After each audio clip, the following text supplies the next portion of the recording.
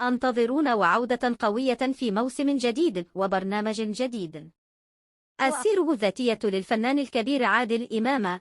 يعد الفنان عادل إمام رمزاً ثقافياً بارزاً في تاريخ مصر المعاصر.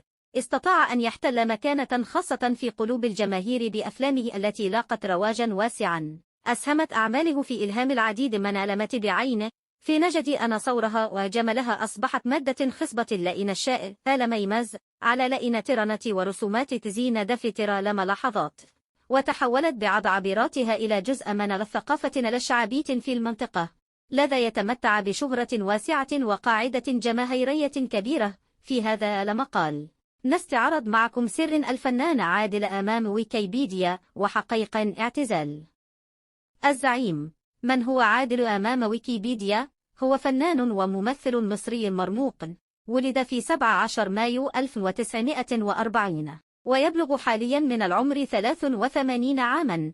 يعرف في الأوساط الفنية بلقب الزعيم، ويعد من أبرز أيقونات الفن في الوطن العربي، حيث أثرى السينما والتلفزيون والمسرح بأعماله المتنوعة. تميز بقدرته على تجسيد مختلف القضايا الاجتماعية، السياسية والرومانسية مناخل الأفلامها، لكنها برعي بشكل خاص في الأداء كوميدي الذي شكل سمة مميزة في معظم أعمالها. أبرز الأعمال الفنية لعادل إمام. يتمتع الفنان عادل إمام بسجل حافل بالإنجازات في الحقل الفني، حيث كانت بداياتها في مسرح الجامعة ضمن عدة مسرحيات متميزة مثل البيجامة الحمراء وغراميات عفيفي. وبرز في دور البطولة في مسرحية المشاغبين عام 1973. تلاها بمسرحية شاهد ما شافش حاجة في عام 1975. وفي عام 1984 قدم ألود سيد الشغال عرض مسرحية الزعيم في عام 1993. وكانت آخر مسرحياته مرافق شخصي في عام 1999، التي ناقشت الحكم الاستبدادي بطريقة فكاهية ولاقت رواجا كبيرا في السينما. بدأ عادل إمام ببطولة فيلم الإرهاب والكباب عام 1992.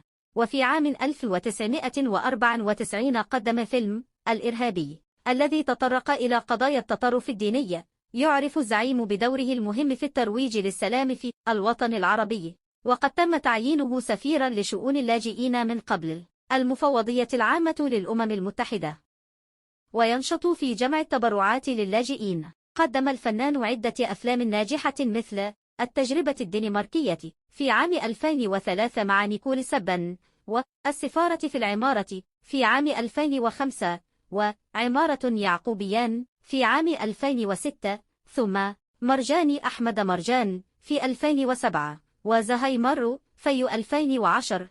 عادل إمام متزوج وأبي ل3 أبناء، رامي وسرة ومحمد، وله أيضا 3 أحفاد، عادل وعمر وأمينة. بالإنستغرام التويتر. تحياتي. رئيس مجلس إدارة فيتو عربي الإعلام حسن شقوير.